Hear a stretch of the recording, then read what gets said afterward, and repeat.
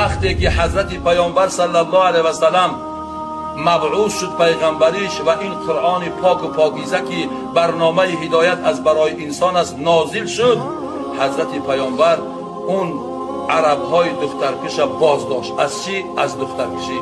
قصه حضرت عمر رضی الله عنه که حضرت عمر وقتی که اسلام آورد زار زار میگریست و تأسف میخورد و پشیمانی میکرد که من در دوران جاهلیت نمیدانستم دو کاری را انجام دادم که تا حال از یادم نمیروه، این جاهلی و این ابلهی و این نادانی.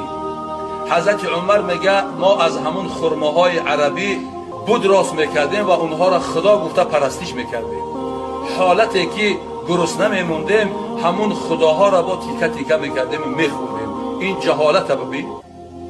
یا که میگه وقتی که من صاحب دختر شدم